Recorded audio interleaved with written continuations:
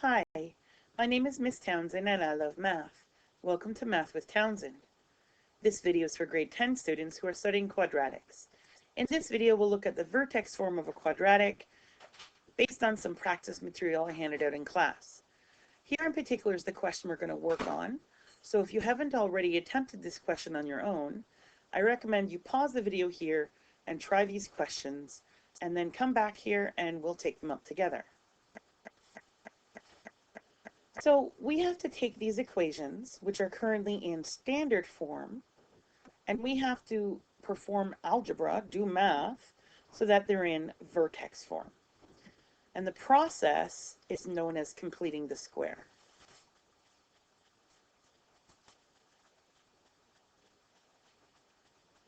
So before we actually take up these questions, let's just really make sure that you really understand what's happening when we do this algebraic process or algorithm called complete the square. So when you have a vertex form quadratic relation, the heart of it is right here. So this x minus h squared is sort of the whole key to vertex form. And this is something called a binomial squared. So for example, here's another binomial squared, and here's another binomial squared. And the key, because it is the heart of the vertex form, we need to really understand what happens when you square that binomial. You get what's called a perfect square trinomial. So if I square this binomial, and just a little side note here, remember that what's actually happening is I'm taking the bracket x plus 4 and multiplying it by itself, and so some of you may perform FOIL on it, but I know in my class we like to do the shortcut, which is a mental shortcut where you square the first, then you double the product. So x times positive 4 is positive 4x, doubled would be positive 8x, and then square the last. So again, square the first, double the product, square the last. You'd get there anyway if you did FOIL, but it's kind of nice to save a little bit of time. Same thing here. Here's another binomial squared, and if I were to actually perform the squared operation, square the first, double the product. So x times negative 5 would be double the product would be negative 10x, and then square the last. So again, square the first, double the product, square the last. So these are both perfect square trinomials. And what's really important that you notice about a perfect square trinomial is that the number here is doubled to give 8 and squared to give 16.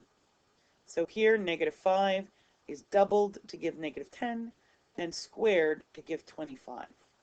And that's really important because not every trinomial is a perfect square trinomial.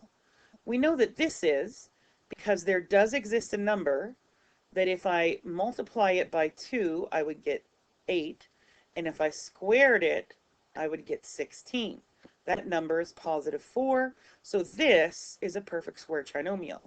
And I know that it comes from x plus 4 squared. Whereas this is not a perfect square trinomial because there isn't a single number that if I square it, I get 16, but if I double it, I get 5. I know the only numbers that square to give 16 are 4 and negative 4. And if I double this, I get 8. I don't see it. If I double this, I get negative 8. So this is not a perfect square trinomial, so I cannot write it in this form. So, having said that, which of these are perfect square trinomials? And I'll give you a second. Of course, you could press pause if you need more than a second. So, if the first one is a perfect square trinomial, the square root of 49 is either 7 or negative 7. And if I double it, I get either 14 or negative 14. Well, that's not what I have. So this is not a perfect square trinomial. What about 25? The square root of 25 is either 5 or negative 5. And if I double it, Well, here I would get positive 10 or negative 10. So this is a perfect square trinomial because I can write it as x minus 5 squared. Because if I square the first, double the product, square the last, I'd have that lovely perfect square trinomial. So what about this one? Well, right away, I hope you notice that there is no square root of negative 36 because you can't square root a negative. So this can't possibly be a perfect square trinomial. And finally, the last one, well, the square root of 1 is either 1 or negative 1. If I double this, I get 2. If I double this, I get negative 2. And hey, I have negative 2. So this is a perfect square trinomial, and I could rewrite this as a binomial squared because if I square the first, double the product, square the last, I go right back here. So that idea is so important that I want to continue to talk about it before I actually take up the question, because the process is called completing the square because of this step. And the step is figure out what number has to be written here to turn this into a perfect square trinomial. So the key is if I can take half of this and then square it, I'll know what to add. Half of positive 6 is positive 3. Positive 3 squared is 9. This is now a perfect square trinomial because positive 3, when doubled, is positive 6. When squared is 9. So, what number goes here to make this a perfect square trinomial? So again, the key is that I need to take half of this number. Half of that is negative 10. Squaring negative 10, I get 100. That's a perfect square trinomial because I can write it as x minus 10 squared, because if I square the first, if I double the product, negative 10 doubled, boom. And if I square negative 10, I get this. So what number has to go here? Well, half of that is positive 8. Positive 8 squared is 64. That's a perfect square trinomial because I can write it like this, because 8 doubled is 16, 8 squared is 64.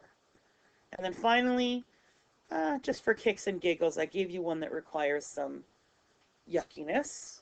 Now, if you think you're allowed to use decimals, you would get a decimal here. So let's do it two ways. Let's do it first with a decimal. So half of negative 7 is negative 3.5. So I'm just doing my thinking over here. And then negative 3.5 squared, see, if it was a fraction, I wouldn't need my calculator. Let's see, 3.5 squared, it is 12.25. So I could add 12.25, and then, let me just remove my brain, it's in the way. Whew, never thought I'd say my brain was in the way. And the reason why 12.25 works is because if I double negative 3.5, I get negative 7. If I square negative 3.5, I get 12.25. So just because I like to, we're going to do this one again, but we're going to use fractions this time. So, boom. So if I take half of negative 7, that means divide by 2. Now, I don't want the decimal, so I just make sure it's fully reduced fraction, and it is. Then I need to square that. So negative 7 squared is 49, and 2 squared is 4. That's the number that I have to add, 49 over 4.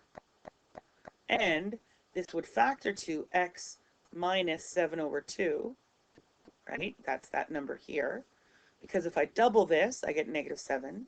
If I square this, I get 49 over 4. So don't worry too much about the fraction one. It's good to know, and you'll have to know it for sure, but for now, make sure you understand what's happening when I actually complete the square. Because now we're going to take up the work, and that involves what we just talked about. So here's our approach. What we want to do is we want to look at just the first two terms. So I'm going to take this third term and just really sort of basically move it out of the way. And what I want is I want to create a perfect square trinomial. which means I need to figure out what number do I have to add to make, boom, 1, 2, 3 terms into a perfect square trinomial. So just like we did, I need to take half of this number, so half of positive 12 is 6, and then square that. So it's 36. But now there's a problem. I've just added 36 to this equation, which means I've changed it. And we're not supposed to change it. We're just supposed to algebraically manipulate it. So to balance adding 36, I'm going to immediately subtract 36 because that means I've really added 0. And adding 0 doesn't change any equation. So again, what I've done here is I've created this perfect square trinomial, and then I've balanced for the thing I had to balance. So now we're going to take that perfect square trinomial and we're going to rewrite it as something squared. So remember, it's x, and then what was that number that was half of this and the square root of this? Oh, it was positive 6. So if I squared x plus 6, square the first, x squared. Double the product, 6x doubled is 12x. Square the last, 36. And then what's left over are these pieces, and I can just collect like terms. Negative 36 plus 14, I should do it in my head, but whatever, is negative 22. So there is my standard form quadratic, now written in vertex form. And I can tell that the vertex would be at negative 6, negative 22, and the a value is 1 because that's the number in front of that bracket. So now we'll do it again, but this time we have a slightly more complicated situation because in the last question, the x squared had a coefficient of 1, and now it has a coefficient of negative 3. And you'll notice when we were doing this work, all of these had a coefficient of 1. So we need that to be true here as well. So what we're going to do is we're going to sort of force that to happen by dividing that first term by negative 3. So I'm not truly dividing because it's still here. I just want to separate it. So in other words, I'm sort of going backwards from an expand bracket. Now, I also need to deal with this because remember, it's the first two we look at to complete the square. So I also am going to divide this term by negative 3. So positive 24x divided by negative 3 is negative 8x. Now, this plus 61, again, just like I did in the last question, I don't want to deal with it for now. It just moves to this side. So what's really important to notice is that if I were to reverse my step, I would multiply negative 3 into this bracket, and I'd go right back to what I had, negative 3x plus 24x.